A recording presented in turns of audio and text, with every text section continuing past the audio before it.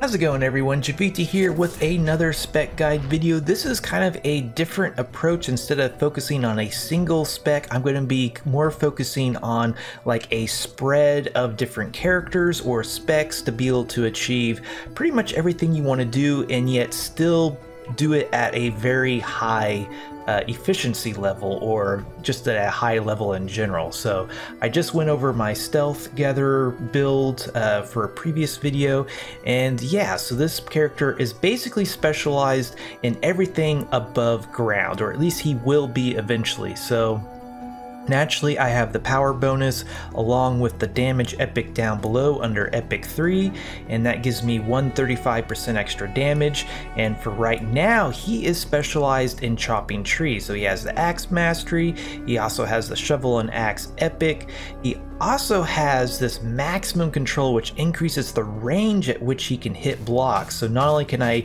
obliterate the trunk of a tree, but while staying on the ground, I can just simply look up and reach all sorts of extra wood without any extra trouble of trying to either jump or grapple, climb, etc.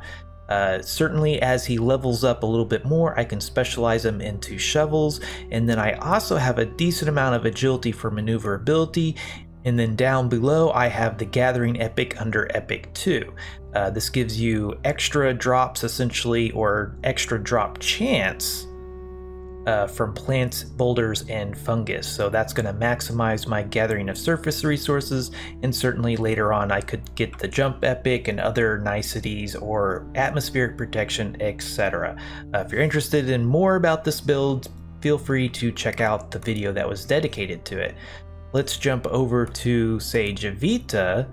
And so Jiivita, in contrast, is basically specialized in everything below ground. So I have my above ground gatherer, and now I have my below ground gatherer. So this guy is specialized, again, has max power in the damage epic down below. I can't stress this enough, that is the biggest damage boost you can get from anywhere.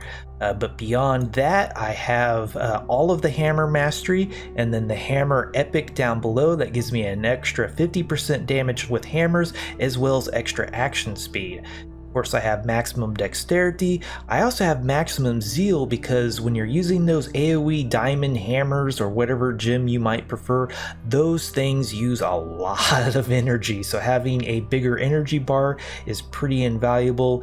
And of course, along with that really big energy bar, you're gonna want the energy regeneration epic, which gives you 1,000 energy regeneration each second. Or rather, it gives you an extra 900 on top of the 100 you naturally have. Particularly since this guy's going to be using some really nice tools, this durability drain epic feels like a no-brainer, and certainly when I'm using those gem AoE tools, I'm also using a persisting pie, which further reduces the wear on my tools. I do have a little bit of kinetic armor.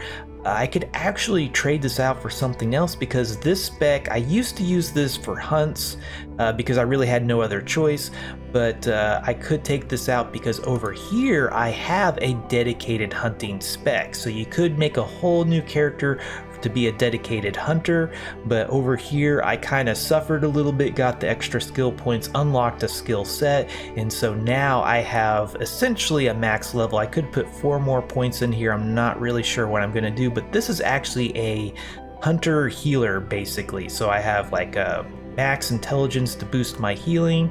I also down here, instead of the damage epic, I have the healing epic, and so this guy can run around with like copper healing bombs and hit people for like 4k plus HP.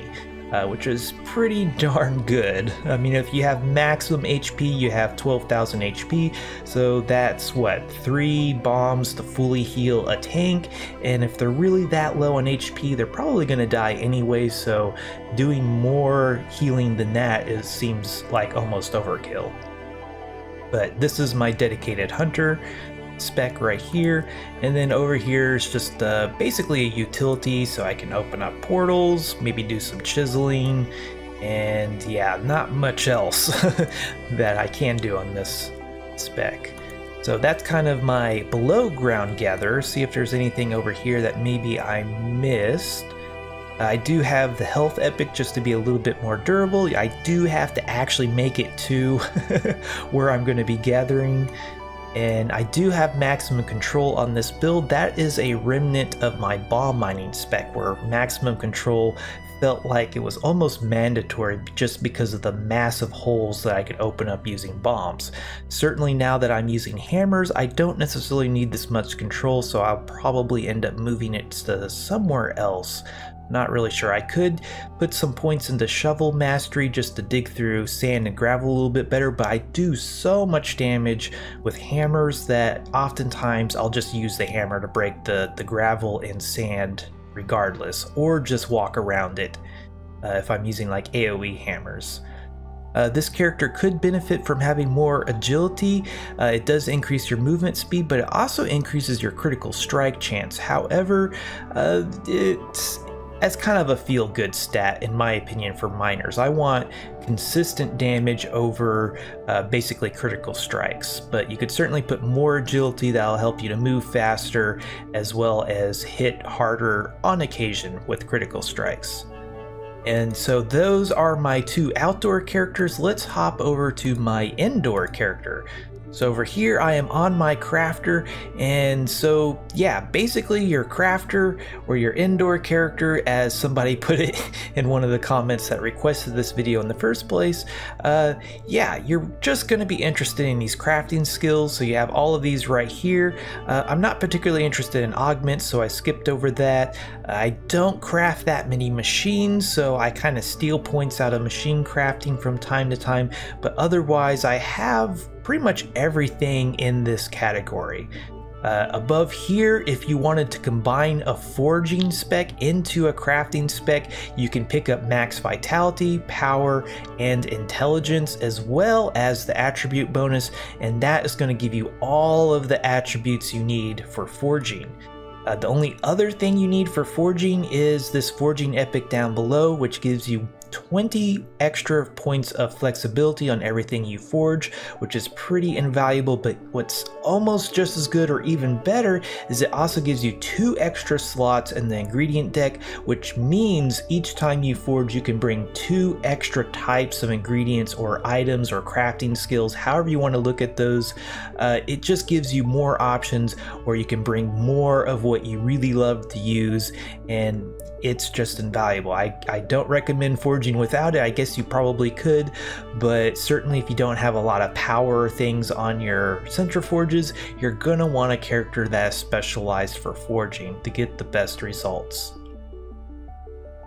So scrolling back up, a really important skill for crafting side of things is this volume crafting right here. This allows you to mass craft, and it allows you to queue an extra 20 items per machine for a maximum of 30 queues per machine. So you could do 30 individual queues, or you could do 30 mass craft queues. So that is pretty awesome right there. And mass crafting also uses resources more efficiently, so in the long run it saves you so much resources. It's really invaluable. It does encourage you to gather in larger and larger quantities to be able to mass craft, but it will save you a lot of time in the long run. So I highly recommend that right there.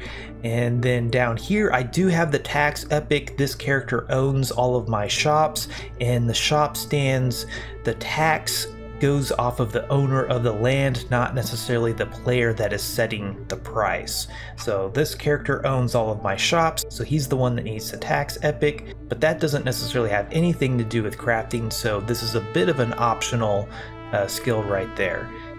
Down here, there's the efficient crafting epic, which is a no-brainer. This is going to reduce the fuel or the heat and spark cost of smelting ores as well as crafting with spark by 30%. You just don't leave home without this. It's going to stretch your coal supply by a lot. It's just invaluable. So over here you have the first decision that locks you out of something else. So right here I've taken the consumable crafting because I like to craft a lot of food and brews. Certainly if you're more interested in gear, you could come over here and take this gear epic, and between the item crafting above, see all these tools, weapons, and tech, and if you take this one down here, that will will allow you to craft all the way up to gems. So you'll be able to craft everything that's currently in the game. However, if you want to craft the highest level foods and brews, you have to take this consumable crafting. And then finally down here, you have two more options as far as crafting skills. So over here, I've opted for food at the time being. And then over here, I've opted for tools. So if you didn't take the equipment crafting above, you can take one of these three categories and you'll still be able to craft that category of gem equipment. So for right now, I'm able to craft gem tools because I do make a lot of those. And over here, I can make the highest level foods. Certainly at any time you can use one cleanse point and swap these around. So let's say I want to make the highest level of brews. Just swap that over there and now I can make the highest level of brews. Let's say I want to craft weapons. I can either swap this skill out for over here, or I could come up above and sacrifice my consumable crafting, put it into gear crafting, and now I can craft all of the gem equipment. The one thing you do need to know about this is that these skills down here adds an extra 20% efficiency for using Spark. So by using these skills down here, you might end up using more cleanse points, swapping points around, but it also reduces the Spark cost of those items. So you can really reduce a lot of your Spark usage by using these skills. And over here, I have the very beginnings of basically having more than one crafting spec. So I could craft most of my stuff on this first spec and then hop over here, and I actually have this set up to do all of my tool crafting. So I have the tool crafting right there. Come down, I have the gear crafting epic, and also that efficiency crafting. And then down here, I'm going to take, well, actually, I don't have to take this tool crafting. These two things right here, the tool crafting and this gear crafting, will allow me to craft all of my gem equipment. I won't have that Spark efficiency of the skills below, but the one thing I'm missing is that I don't have an extra 5 points for the volumetric crafting, so I can't do mass crafting on this spec just yet, which is pretty much a deal breaker. I'm just going to have to wait until I level up another few times to be able to get this volume crafting, but it's almost to a usable state. And so as you can see, you can have an extra skill set. This character is not 50 just yet, and this is one of the rare cases where splitting your points between two different skill sets can actually be to your advantage and not hold you back. So, okay. Well, I think that about covers it. We covered, basically a whole spread of different specs and characters of how you can basically do everything you want to do, and with a lot of efficiency without having to constantly respec your characters. You just kind of have to level a bunch of more characters or wait until you have the skill points to fill out extra skill sets. But anyway, this was Jiivita. Thanks for watching. If you like this video, be sure to hit that like button, subscribe if you want to see more like this, and if there's anything you didn't like, please let me know down below. Also, if you like my channel, want to get cool perks, check out my Patreon page. Until next time, peace.